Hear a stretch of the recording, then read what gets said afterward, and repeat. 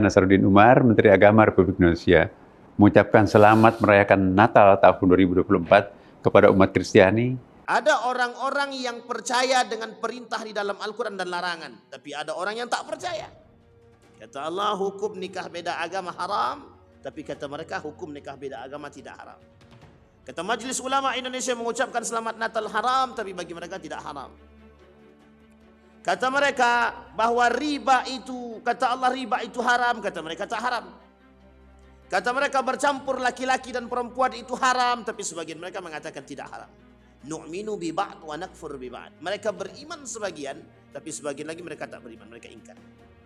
Yang lebih parah daripada hal demikian, ada yang disebut dengan orang alim, orang yang berilmu, tapi mereka justru mengingkari keilmuan mereka dan mereka mengingkari agama.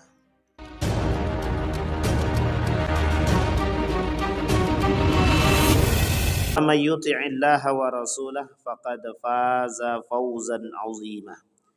Puji syukur kehadirat Allah atas limpahan rahmat dengan mengucapkan alhamdulillahirabbil alamin.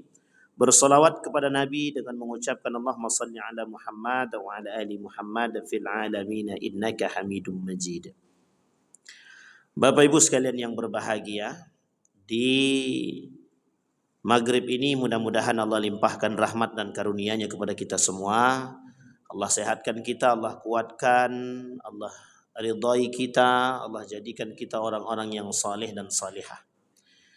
Allah anugerahkan anak-anak yang selalu taat kepada Allah, yang rajin beribadah, yang sayang kepada kedua orang tuanya. Bagi orang tua kita yang telah mendahului kita, Allah terima amal ibadahnya, Allah tempatkan di tempat terbaik di sisinya. Bagi orang tua kita yang masih hidup, Allah sehatkan, Allah kuatkan, Allah berkahi, Allah luaskan rezekinya. Insya Allah semua kita mudah-mudahan Allah matikan dalam keadaan husnul khatimah. Baik Bapak Ibu sekalian yang berbahagia, di malam hari ini atau di maghrib ini kita ingin coba mengangkat, kita istirahat dulu dari al-kabair, dari dosa-dosa besar, karena wajah-wajah berdosa semua kita ini insya Allah mudah-mudahan. Kita coba angkat 7 karakter binatang pada manusia yang Allah sebutkan di dalam Al-Quran. Sebagai satu perumpamaan, kita coba ambil hikmahnya dari apa yang Allah sampaikan. Di dalam Al-Quran ada 7 karakter binatang yang Allah sematkan, yang Allah tuliskan. Tujuannya adalah karakter itu sebagai perumpamaan bagi umat manusia. Jika Allah melakukan atau mengatakan atau permisalan tersebut Allah sebutkan di dalam Al-Quran, jika ada manusia yang melakukan sama hal seperti tersebut, maka tak ubahnya manusia tersebut seperti binatang. Pernah Allah berkata, ketika manusia itu mempertuhankan hawa nafsu dia, memperturutkan hawa nafsu dia, mereka seperti kalbahaim, kata Allah, seperti binatang ternak. Balhum adal, tapi mereka jauh lebih parah daripada itu, atau lebih sesat atau lebih menyesatkan. Nah, di dalam Al-Quran kata Allah paling tidak ada 7 karakter binatang. Yang pertama kata Allah di dalam surat Al-A'raf ayat 176, Allah kata, walau syi'na la rafa'nahu biha walakinnahu akhlada ilal ardi wattaba'a hawahu famathaluhu kamathalil kalbi in tahmilhu yalhas in tahmil alaihi yalhas aw tatrukhu yalhas dzalika mathalul qaumil ladzina kazzabu bi ayatina faqsusil qasasa la'allahum yatafakkarun. Sebelum ini kita lihat Bapak Ibu. Walau syi'na la rafa'nahu biha walakinnahu akhlada. Apa kata Allah? Dan kalau kami menghendaki, sesungguhnya kami tinggikan derajatnya dengan ayat-ayat itu, tetapi dia cenderung kepada dunia dan menurutkan hawa nafsunya yang rendah. Maka perumpamaannya seperti binatang yang Allah sebut sebagai kalbun dalam Al-Quran. Kalbun itu bahasa lainnya dog. Tahu Bapak Ibu ya? Guguk. Allah sebut dalam Al-Quran sebagai guguk. Jika kamu menghalaunya, diulurkannya lidahnya, dan jika kamu membiarkannya, maka dia juga tetap akan mengulurkan lidahnya. Demikian itulah perumpamaan orang-orang yang mendustakan ayat-ayat kami. Maka ceritakanlah kepada mereka kisah-kisah itu agar mereka berfikir. Baik Bapak Ibu sekalian yang berbahagia, ingin saya angkat sedikit Bapak Ibu. Apa maksudnya ayat ini? Maksudnya ayat ini, ada orang-orang yang mendustakan ayat Al-Quran. Ada orang-orang yang mendustakan syariat-syariat Allah. Allah sebut di dalam Al-Quran dalam ayat yang lain. Kata Allah, ada orang-orang yang kufur dan kafir dan ingkar akan Allah dan Rasulnya. Ada juga orang-orang yang ingin memisahkan antara beriman kepada Allah dan beriman kepada Rasulnya. Kemudian mereka berkata, nu'minu bi ba'di wa nakfur bi ba'd. Kami beriman kepada sebagian dan kami kufur kepada sebagian. Sampai-sampai Allah kata dalam Al-Quran, mereka wa yattakhidhu baina dzalika sabila. Mereka jadikan itu jalan bagi mereka untuk mendapatkan dunia. Maksudnya apa? Di dalam ayat yang kedua tadi Allah berkata, ada sekelompok orang yang mengambil manfaat dari keimanan mereka. Tapi ada sekelompok orang yang kufur akan Allah dan Rasulnya. Apa yang Allah perintahkan, apa yang diperintahkan oleh Rasulnya mereka ingkari. Bahkan mereka tidak mau menjalankan hal demikian. Kita ambil contoh, ada orang yang tidak taat kepada Allah, ada orang yang melakukan maksiat kepada Allah, ada orang yang melakukan perbuatan-perbuatan dosa besar kepada Allah. Itu pada hakikatnya mereka sedang bermaksiat. Tetapi yang uniknya lagi, di balik kemaksiatan mereka tak merasa bersalah akan perbuatan yang mereka lakukan. Sehingga Bapak Ibu sekalian yang berbahagia, kata Allah, mereka menginginkan membedakan mana Allah dan Rasul. Kami hanya beriman kepada Allah tapi tak beriman kepada Rasul. Atau sebaliknya, kami beriman kepada Rasul tapi kami tak beriman kepada Allah. Adakah di antara manusia hari ini yang seperti itu? Ada. Mereka hanya beriman kepada sebagian ayat-ayat Al-Quran, tapi sebagian lagi mereka tak beriman. Kita ambil contoh. Apa contohnya? Ada orang-orang yang percaya dengan perintah di dalam Al-Quran dan larangan, tapi ada orang yang tak percaya. Kata Allah, hukum nikah beda agama haram, tapi kata mereka hukum nikah beda agama tidak haram. Kata Majelis Ulama Indonesia mengucapkan selamat Natal haram, tapi bagi mereka tidak haram. Kata mereka bahwa riba itu, kata Allah riba itu haram, kata mereka tak haram. Kata mereka bercampur laki-laki dan perempuan itu haram, tapi sebagian mereka mengatakan tidak haram. Nu'minu bi ba'd wa nakfur bi ba'd. Mereka beriman sebagian, tapi sebagian lagi mereka tak beriman, mereka ingkar.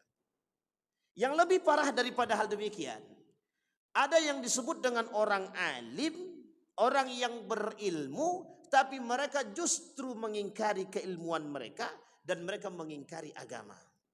Pada ayat yang tadi kita bacakan pada ayat yang pertama, apa kata Allah? Allah katakan perumpamaan mereka, orang-orang yang mendustakan agama, orang-orang yang memperjualbelikan agama dengan keilmuan mereka, orang-orang yang memperjualbelikan agama demi kepentingan dunia mereka, Allah sebut mereka sebagai seperti binatang yang Allah sebutkan, Allah misalkan seperti guguk. In tahmil alaihi yalhas wa in tatrukhu yalhas. Kalau kau biarkan mereka dia tetap akan menjulur, tidak engkau biarkan mereka tetap akan menjulur. Ini binatang tadi. Apa maksudnya? Secara lebih eksplisitnya Allah katakan begini, ada orang yang memanfaatkan agama untuk kepentingan dunia. Jadi begini Bapak Ibu, misal ada orang yang memperjualbelikan nasab dia karena dianggap nasabnya mulia untuk menghadirkan duit. Jadi sekalipun dia melakukan perbuatan tercela, tapi karena nasab dia baik, diperjualbelikan nasab itu sehingga bisa mendatangkan keuntungan. Yang pertama. Yang kedua contohnya, ada orang-orang yang memanfaatkan solawat. Dia gunakan solawat itu untuk mencari duit. Bagaimana caranya? Dibuatlah solawat itu seindah mungkin, Tapi di belakang solawat tadi mereka panggungkan solawat tadi, kemudian bercampur laki-laki perempuan yang hadir berdatangan untuk mendapatkan duit dan keuntungan. Berarti yang dijualnya apa? Solawat. Apa yang dijualnya? Agama. Sama halnya dengan orang-orang yang memanfaatkan isu agama untuk kepentingan politik. Sama. Itu lebih luas lagi. Bahkan ada yang lebih parah, ada. Mereka memperjualbelikan ayat-ayat agama, ayat-ayat Allah, ayat-ayat Al-Quran demi kepentingan dunia. Kita ambil contoh. Mereka katakan bahwa tidak ada ayat yang berbicara tentang penghafal Al-Quran atau kewajiban menghafal Quran. Oke. Tapi apa tujuan mereka menyampaikan demikian?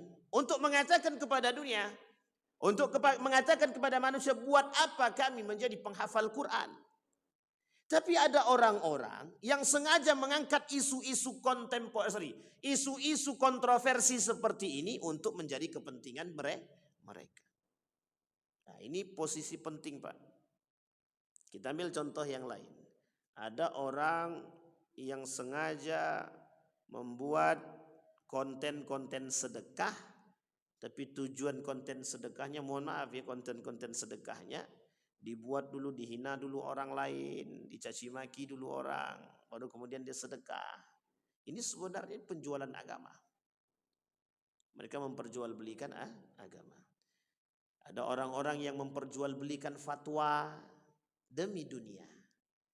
Bahkan mohon maaf yang lebih parah lagi, ada orang-orang yang sengaja menjual Al-Quran demi untuk mendapatkan duit. Sudah terjadi kasusnya? Sudah. Apa kasusnya? Di balik percetakan Al-Quran banyak sekali kasus-kasusnya. Ada orang yang mengambil korupsi dari percetakan Quran. Ada orang mengambil keuntungan di balik dana haji. Ada yang mengkorupsi dana haji, dana Al-Quran, dana ini dan lain sebagainya. Bahkan mohon maaf, ada orang-orang yang menjual atas nama haji dan umrah demi kepentingan mereka.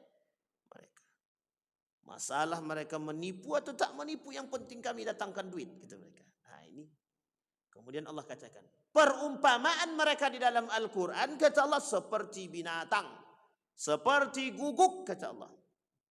Kenapa kok seperti itu? Mereka selalu mengharapkan dunia.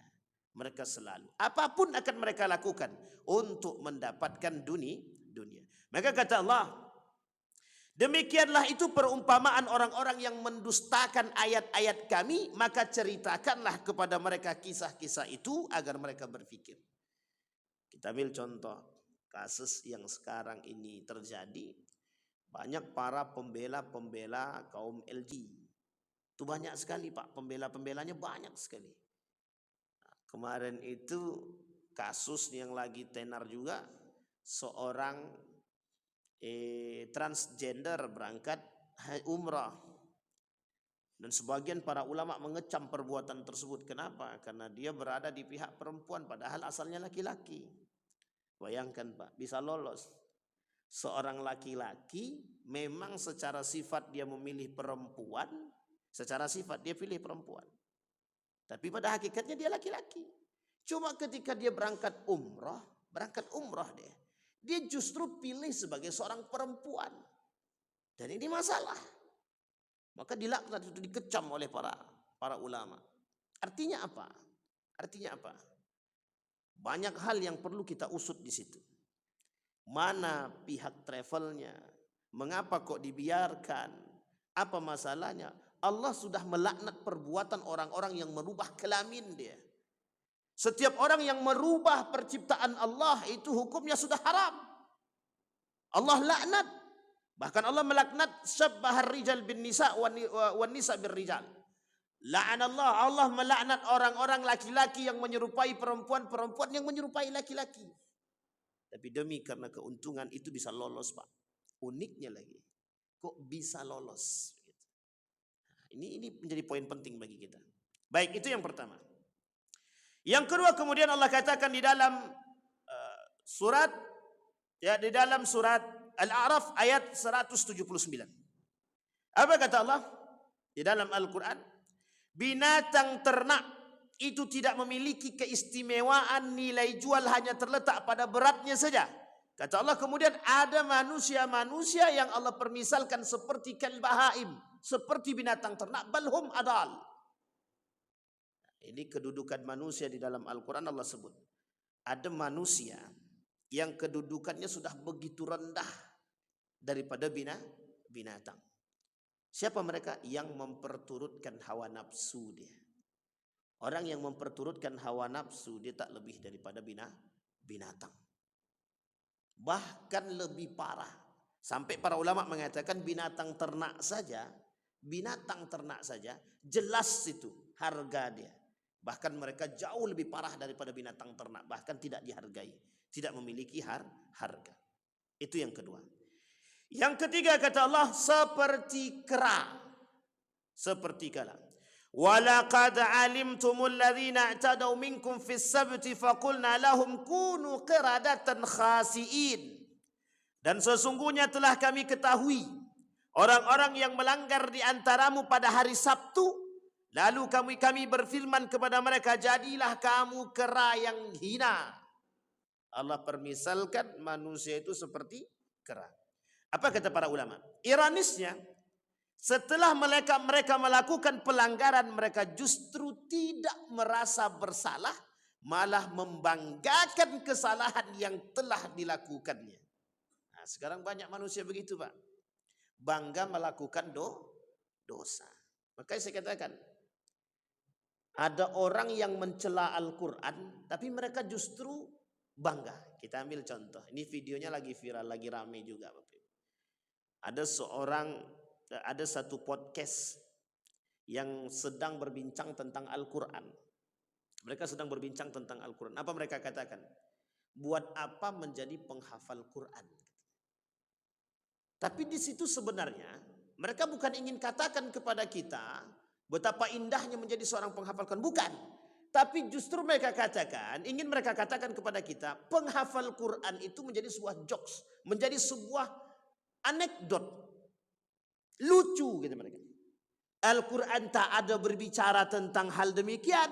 Al-Quran tak ada mewajibkan kita menghafal Quran, kata dia. Yang paling parahnya lagi, sampai dia katakan bahwa dalam podcast tersebut, apa kata beliau?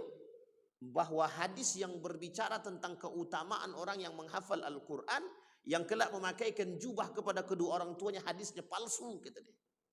Padahal Pak, hadis dia bukan palsu. Dihasankan oleh para ulama. Bayangkan.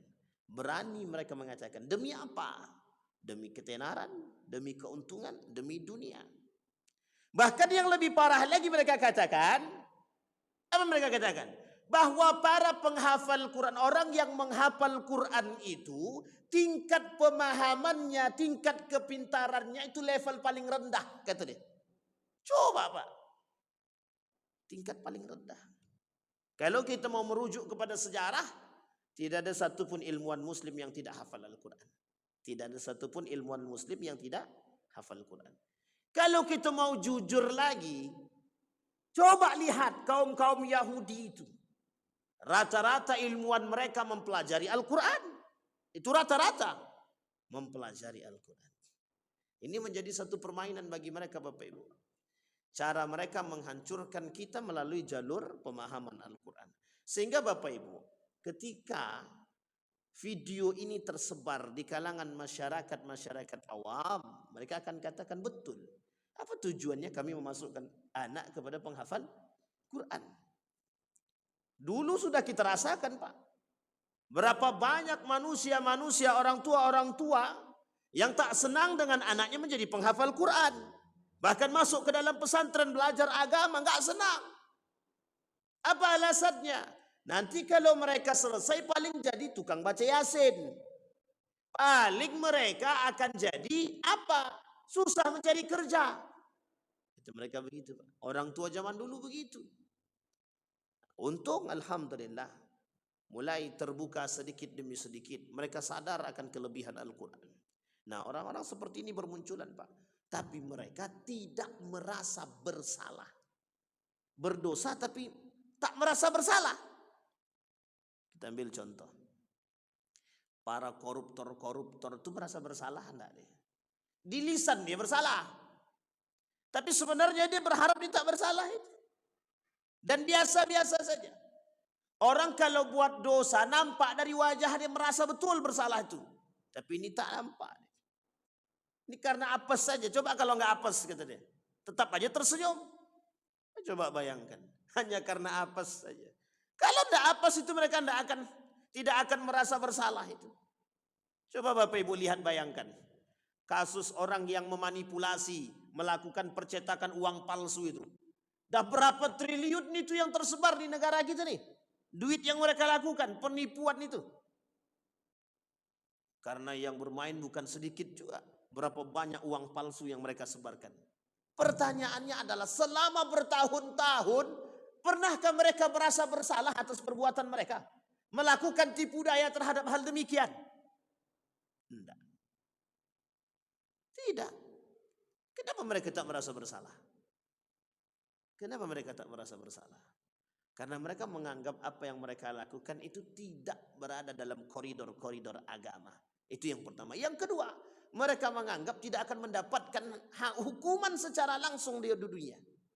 Bahkan Allah mungkin, kata mereka, mungkin dalam hati mereka, kalau kami dah buat dosa cukup bertaubat kepada Allah, Allah terima taubat kami. Gitu deh. Begitukah? Ya. Di dalam agama. Tapi Allah buktikan. Sepandai-pandainya tupai melompat, jatuh juga Pak.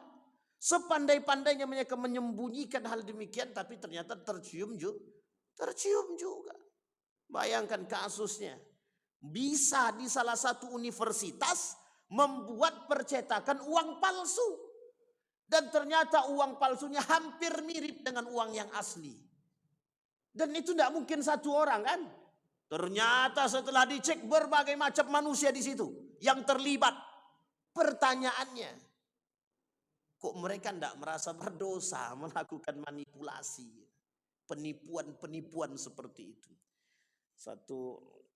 Dalam video kemarin itu seorang ibu-ibu ketika ngambil uang di ATM, kebetulan tempatnya di situ. Apa kata dia? Aku tak berani ngambil uang lagi kata dia. Aku curiga ini duitnya antara asli apa tidak kata dia. Karena memang ketakutan Pak. Karena bukan hanya sedikit, bukan hanya sekitar 100-200 juta Pak. Triliunan yang mereka sudah manipulasi itu duit. Yang sudah tersebar di mana-mana. Mereka jadikan apa? Bahkan mohon maaf hampir sulit untuk menentukan mana yang asli dan mana yang palsu. Apa ada di warung-warung kecil itu pakai scan untuk membuktikan ini asli apa palsu? Ada Pak. Berarti Bapak Ibu bayangkanlah sudah berapa banyak uang palsu yang tersebar itu. Jangan-jangan dah sampai ke Pekanbaru kan?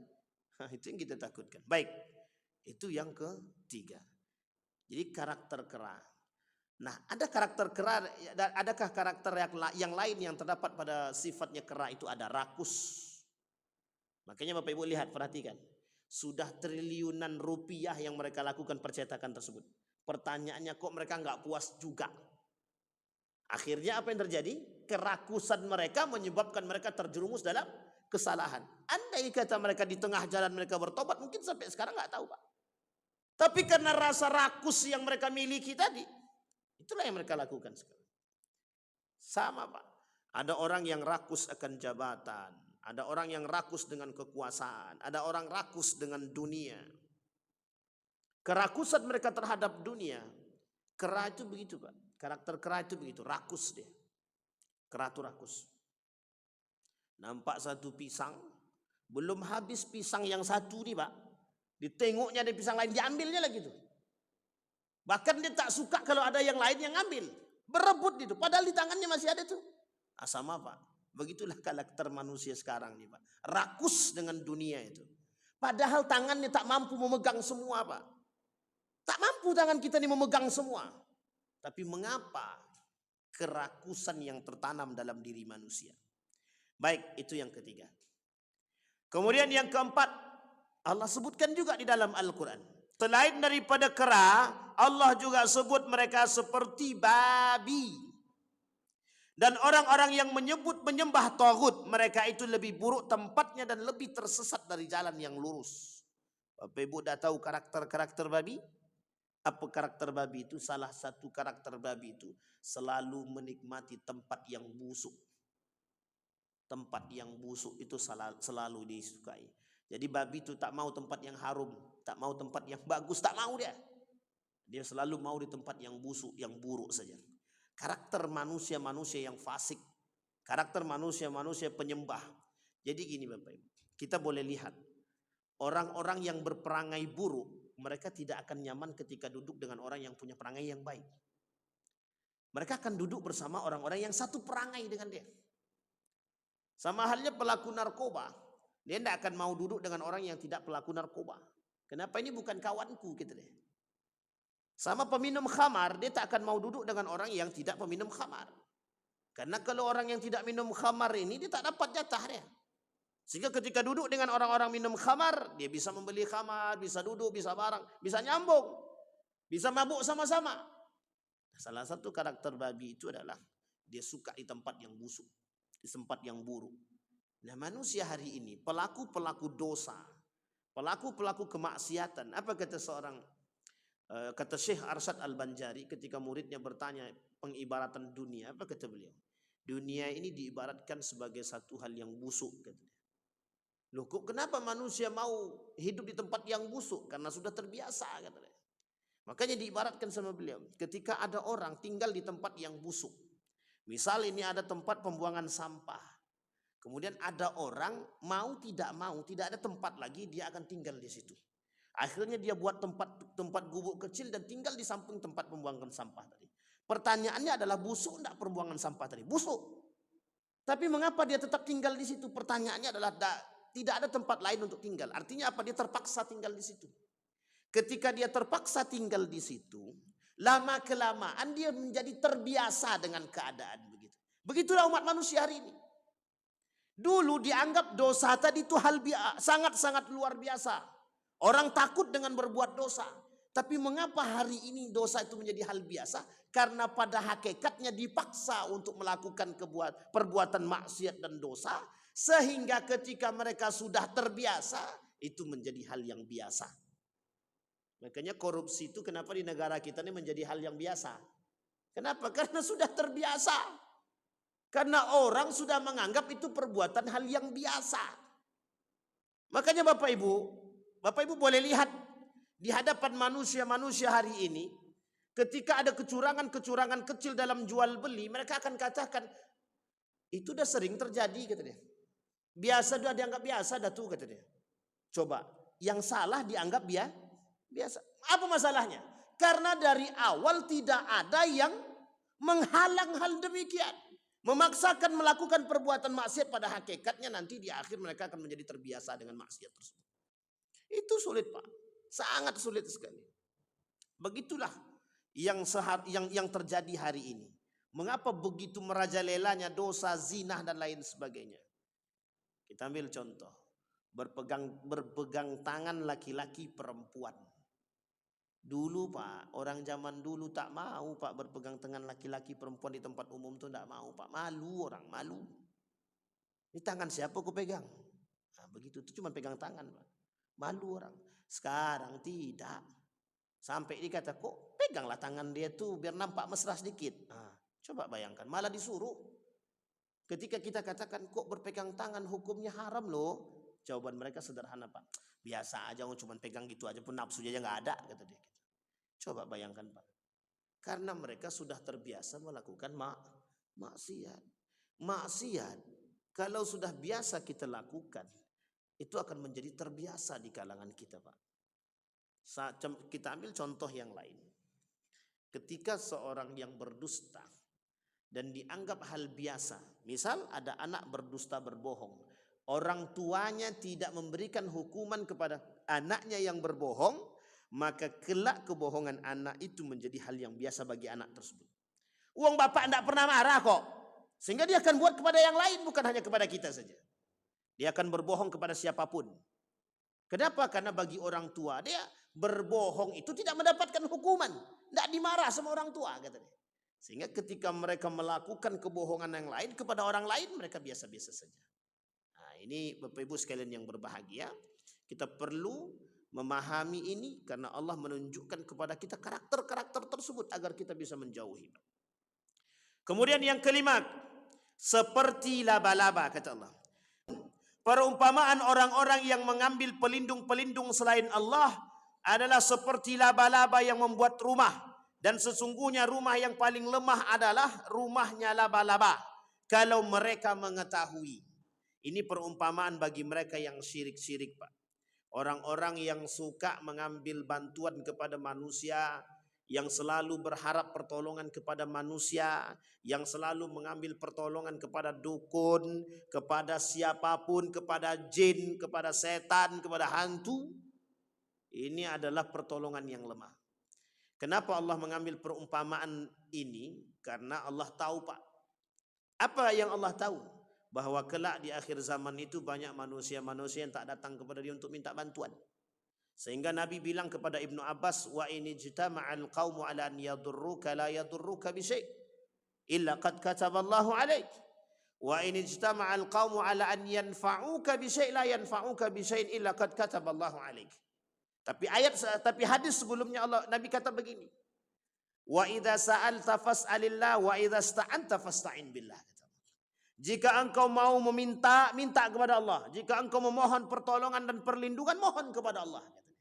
Kenapa Nabi katakan ini kepada Ibnu Abbas?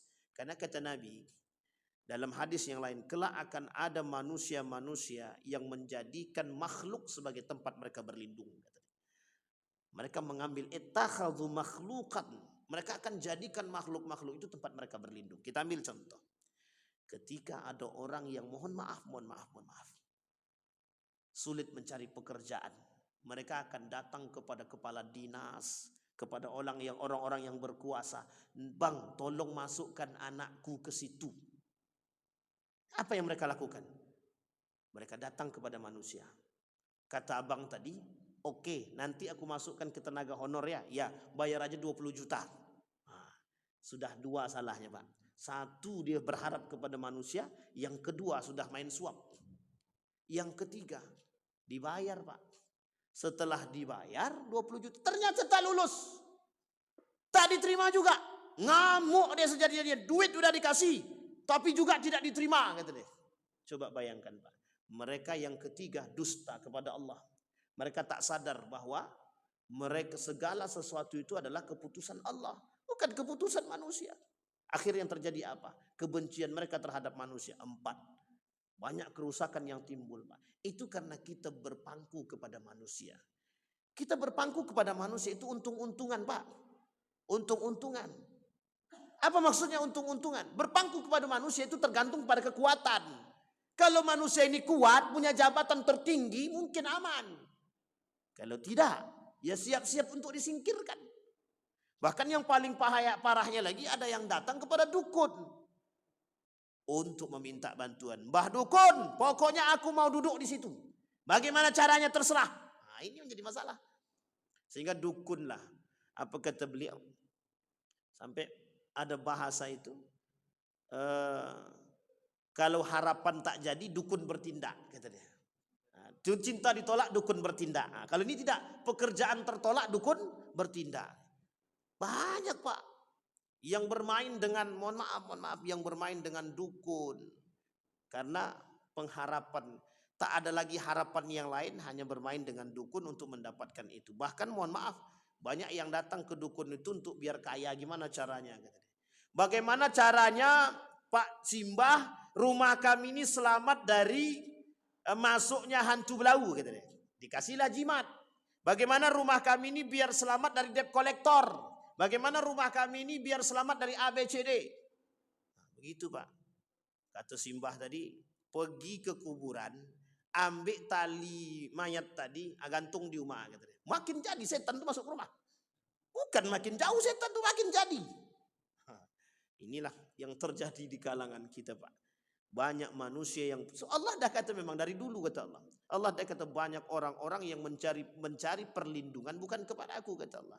Karena yang sadar mencari perlindungan kepadaku hanya orang-orang segelintir orang. Bayangkan, Pak, ketika Para ulama, ada satu cerita yang sangat-sangat menakjubkan kita ketika seorang ulama ini berjalan di hutan. Ini cerita. Ketika berjalan di hutan, seekor singa yang ganas itu pun bisa berhenti hanya karena kekuasaan Allah, karena keyakinan dia kepada Allah. Dan ini sudah banyak Bapak Ibu sekalian yang berbahagia kita dapat cerita. Dan bahkan Allah Maha Kuasa atas itu segalanya. Bukan tidak. Artinya apa? Kalau manusia mau kembali kepada Allah. Bayangkan Pak, seorang, ini cerita nyata dari orang zaman dahulu. Apa kata mereka? Kami kalau mencuri balak, kata dia. Ini kayu balak kami curi, kata dia. Nah, untuk lepas dari kejaran orang itu kami baca surat Yasin, kata dia. Coba Pak, perbuatan yang dia lakukan mencuri, tapi kemudian memohon perlindungan kepada surat Yasin. Apa kata dia? Tertutup mata orang itu kami lewat bebas, kata dia. Ini perlu juga dituntutnya kadang-kadang. Itu ada suratnya, ada ayatnya di dalam surat Yasin itu. Wahum la yubsirun itu. Kalimat akhirnya wahum la yubsirun kan itu. Surat ayat berapa itu saya lupa. 9 ya, ayat 9 itu. Sampai saya bilang, wah ini tapi ada tapinya. Saya tanya, apa syaratnya Pak? Tidak ada syaratnya. Apa yang harus kami lakukan? Pokoknya yakin saja, baca itu terus, kata dia. Pokoknya bawa barang apapun, baca itu bismillah. Uniknya lagi, mencuri barang orang tapi yang dibaca surat Yasin ayat, bisa lulus. Artinya apa? Nah, ini penting Bapak Ibu. Artinya cerita seperti ini meskipun dianggap satu anekdot, tapi bagaimana keyakinan mereka kepada pertolongan Allah itu nyata. Meskipun yang mereka buat perbuatannya yang haram. Memang mencuri itu haram, tapi ketika mereka kembali kepada Allah, Allah juga tidak akan pernah mengindahkan mereka. Allah tidak akan pernah menghindari mereka. Justru Allah akan semakin dekat dengannya. Bapak Ibu sekalian yang berbahagia, hari ini begitu Pak. Ketika kita punya masalah, kita tidak mau datang kepada Allah. Kita akan cari yang lain dulu. Begitu banyak manusia punya masalah hari ini Pak. Banyak manusia punya masalah. Bapak Ibu boleh lihat kalau muka dia sulit tersenyum, itu kusutnya minta ampun, itu sedang banyak masalah seperti itu. Entah masalah rumah tangganya, masalah duitnya, masalah dompetnya dan lain sebagainya. Itu mesti masalah itu Pak. Pertanyakan kepada mereka, sudah datang belum kepada Allah? Sudah mereka cerita belum kepada Allah? Mereka sudah curhat belum kepada Allah? Masalahnya sekarang ini sulit kita dapatkan manusia yang curhatnya kepada Allah. Kenapa? Karena akal mereka berkata, curhat kepada Allah tidak ada solusi. Tapi kalau curhat kepada manusia pasti ada solusi. Itulah kesalahan berpikir manusia hari ini. Kenapa? Menyampingkan kekuasaan Allah. Mereka sholat. Mereka ibadah, mereka puasa, mereka zakat, iya. Tapi mengapa mereka tetap tidak percaya kepada Allah? Mereka katakan dalam sholat, mereka katakan dalam sholat itu, inna salati wa nusuki wa mahyaya wa mamati lillahi rabbil alamin. Salatku, matiku, hidupku, salatku untuk Allah. Pertanyaannya benar gak? Tidak seutuhnya benar Pak. Kenapa? Ketika punya masalah, semuanya bukan lari kepada Allah dulu, tapi lari kepada manusia. Setelah buntu mentok sama manusia, baru datang, ya Allah, aku dah usaha ke sana ke sini ya Allah, tapi juga tidak dapat bantuan pinjaman ya Allah, tolonglah ya Allah. Apa kata Allah? Kau datang padaku terakhir, kata dia. Malah makin ditambah sama Allah masalah tadi Pak. Malah makin ditambah oleh Allah. Artinya apa? Karena kita sudah menduakan Allah dan kita sudah menjadikan Allah itu nomor sekian Pak. Maka Bapak Ibu sekalian yang berbahagia, sulit Pak bagi kita Pak untuk mengatakan hal demikian. Nah, kemudian yang keenam, seperti nyamuk, yaitu orang yang kelakuannya hanya kerjaannya mengganggu orang lain saja. Nah, ini kalau ini dah jelas nih Pak. Dah banyak orang-orang yang suka mengganggu orang lain, tidak bisa membuat hidup orang lain tenang. Kerjaannya cuma mengganggu aja. Ada orang begitu Pak. Nah, ini mohon maaf nih ya Bapak Ibu sekalian yang berbahagia, geng motor selalu mengganggu kenyamanan orang. Geng motor ini selalu mengganggu kenyamanan. Ada aja yang mereka buat. Ada sebab kah? Ada. Apa sebabnya? Mungkin ada sebagian di antara mereka yang mabuk. Ini unik Pak. Orang-orang mabuk nih karena mungkin akalnya tak ada lagi. Atau mungkin akalnya kurang sehat. Sehingga mereka selalu membuat onar Pak. Merusak orang lain. Ya, Bapak Ibu sekalian yang berbahagia, Allah ibaratkan seperti nyamuk. Nyamuk tuh gimana pun tetap di mana kita ada dia. Sehingga mohon maaf itu kerjaannya cuma menggigit aja. Gigit terus sama nyamuk. Sakit memang sakit. Nah, tapi itulah kelakuan manusia Pak. Juga ada yang seperti itu.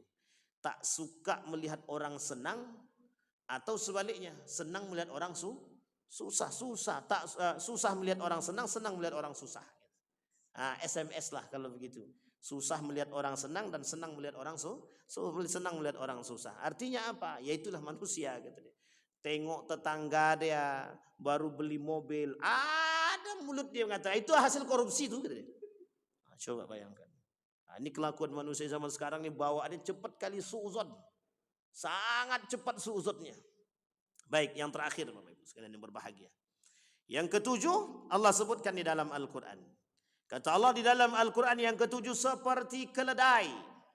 Perumpamaan orang-orang yang dipikulkan kepadanya Taurat, kemudian mereka tiada memikulnya, adalah seperti keledai yang membawa kitab-kitab yang tebal. Amatlah buruk perumpamaan kaum tersebut yang mendustakan ayat-ayat Allah, dan Allah tiada memberi petunjuk kepada kaum yang zalim. Bapak Ibu sekalian yang berbahagia, karakter ini itu, mohon maaf Bapak Ibu, di dalam agama kita itu tidak ada agama yang benar, Pak. Innad dina indallahil Islam. Tidak ada agama yang paling benar di muka bumi ini kecuali agama Islam. Sekarang Bapak Ibu akan mendengar kalimat seperti yang saya katakan ini. Al-Quran, Islam bukanlah satu-satunya agama yang benar. Islam bukanlah salah satu-satunya agama yang paling benar. Kalaulah kalimat seperti ini di Bapak Ibu dengarkan, itu mesti keluar dari mulutnya kaum munafik yang mengatakan bahwa kebenaran bagi semua agama yang lain. Sampai di sini bisa dipahami Bapak Ibu ya. Nah, Bapak Ibu sekalian yang berbahagia, perlu dipahami bahwa agama yang paling mutlak kebenarannya adalah agama Islam, tidak ada agama yang lain. Bahkan semua nabi itu agamanya Islam. Semua nabi agamanya Islam. Agama Nabi Isa itu Kristen? Tidak. Agama Nabi Ibrahim itu Yahudi? Bukan. Tidak ada, Pak. Oh, Ibrahim punya agama sendiri namanya Ibrahim? Tidak ada. Semua nabi agamanya Islam. Aslamtum aslamna li rabbil alamin. Semua nabi beragama Islam. Artinya apa? Allah ingin katakan kepada kita bahwa kebenaran agama Islam mutlak. Maka Bapak Ibu jangan salah. Kenapa sekarang bermunculan orang-orang yang mengatakan semua agama itu benar? Itulah kaum munafik yang ingin menjauhkan pemahaman kita daripada nilai-nilai agama. Agar kita ini termasuk orang-orang yang tidak mengenal agama. Sampai-sampai kita jauh daripada agama. Sampai berani mereka katakan bahwa semua agama itu benar, hanya saja jalan menuju kebenaran itu berbeda-beda. Ini kalau udah kayak gini Pak, itu namanya pluralisme. Artinya apa? Pluralisme agama. Kita diajak untuk membenarkan semua agama. Sama halnya Pak, kita mengucapkan selamat Natal, kita dituntut untuk membenarkan keberadaan agama itu. Sampai di sini paham Bapak Ibu ya? Bisa dipahami Bapak Ibu? Kalau kita hari ini dituntut untuk membenarkan keberadaan agama yang lain. Itulah program mereka dan proyek mereka untuk merusak agama kita, untuk merusak agamanya seseorang. Sehingga apa yang terjadi Pak? Dengan gaya berpikir yang demikian, kita dibuat ragu dengan agama kita. Misal saya katakan, kalau ada orang mengatakan kepada Bapak Ibu begini, semua agama itu benar kok, menuju Tuhan yang satu, hanya saja caranya berbeda-beda. Sekarang saya tanya Bapak Ibu, kalaulah semua agama itu benar, kira-kira saja, ada enggak kebenaran yang mutlak di situ? Enggak ada kebenaran mutlak lagi sudah. Itu yang pertama. Yang kedua, ketika terjadi perbedaan akidah bagaimana? Dalam agama kami begini benarnya, dalam agama itu benarnya. Ujung-ujungnya tidak akan ketemu Pak. Makanya Allah kata di dalam Al-Quran itu, innad dina indallahil Islam. Tidak ada agama yang lain, hanya agama Islam. Kenapa? kalaulah agama yang lain itu benar seperti yang dikatakan oleh mereka, itu Allah dah katakan dalam Al-Quran, laqad kafara alladhina qalu innallaha thalithun thalatha, kata Allah. Apa kata Allah? Sudah kafirlah orang-orang yang mengatakan bahwa Tuhan itu ada 3, kata dia. Itu sudah dikatakan Allah dalam Al-Quran, innal ladzina kafaru laqad kafara alladhina qalu innallaha thalithun thalatha. Bahkan lebih tegas lagi Allah katakan, laqad kafara alladhina qalu innallaha Isa bin Maryam. Sampai dikatakan begitu dalam Al-Quran. Artinya apa? Allah menolak kebenaran-kebenaran yang lain. Maka Allah katakan agama yang paling diridai oleh Allah dan yang paling benar adalah agama Islam. Nah, mereka hari ini, kaum Yahudi, Nasrani, berusaha menjauhkan kita dari pemahaman-pemahaman demikian. Jadi biar kita nindak seutuhnya yakin dengan Islam, dibuatlah kita goyang dengan nilai-nilai keislaman itu. Sehingga pada hakikatnya apa? Pada akhirnya apa? Kita terjerumus dalam pernyataan yang salah. Mudah-mudahan bermanfaat bagi kita semua. Mudah-mudahan ada baiknya bagi kita. Fa'tabiru ya ulil absar la'allakum tuflihun. Assalamualaikum warahmatullahi wabarakatuh.